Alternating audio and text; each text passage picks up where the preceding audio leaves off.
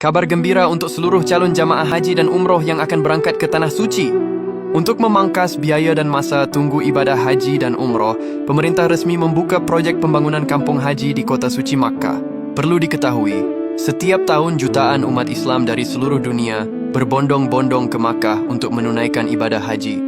Dari Indonesia saja, jumlahnya mencapai ratusan ribu orang. Saking banyaknya, jemaah kita seringkali menghadapi tantangan seperti tempat menginap jauh, makanannya belum tentu cocok di lidah, dan biaya yang cukup mahal.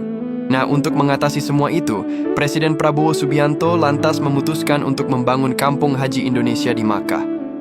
Konsepnya sederhana, yaitu seperti membuat sebuah desa Indonesia kecil di sana, tapi dengan fasilitas yang lengkap dan modern. Tidak tanggung-tanggung, lokasi yang diincar sangat strategis.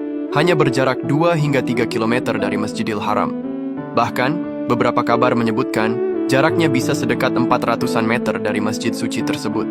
Lokasinya berada di kawasan Jabal Hindawiyah Makkah. Tempat ini diharapkan bisa menampung ribuan bahkan ratusan ribu jemaah haji Indonesia sekaligus. Bayangkan jemaah kita tidak perlu lagi naik bus atau berjalan jauh untuk sholat di Masjidil Haram. Semua jadi lebih mudah dan nyaman terutama bagi jemaah lansia.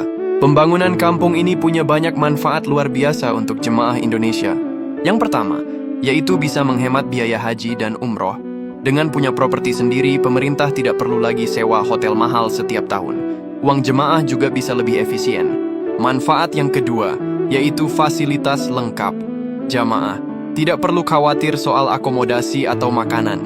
Di dalam kampung ini akan ada hotel, dapur umum dengan masakan khas Indonesia, klinik kesehatan, hingga kantor layanan terpadu, di mana semua layanan berada dalam satu atap. Manfaat yang ketiga, yaitu jamaah lebih sehat dan terkontrol. Adanya klinik kesehatan di dalam kompleks memudahkan penanganan jemaah yang sakit. Ini diharapkan bisa menekan angka kematian jemaah selama ibadah. Untuk membangun kampung haji sebesar ini, tentu butuh biaya yang besar. Tapi, pemerintah sudah punya rencana matang.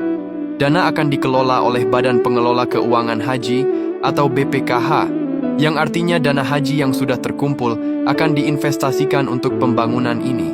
Kabarnya, pembangunan akan dimulai tahun 2026 dan targetnya selesai pada tahun 2028. Membangun kampung haji hanyalah langkah awal. Presiden Prabowo punya ambisi besar untuk memperbaiki layanan haji secara keseluruhan. Rencana-rencana utamanya adalah menurunkan biaya haji.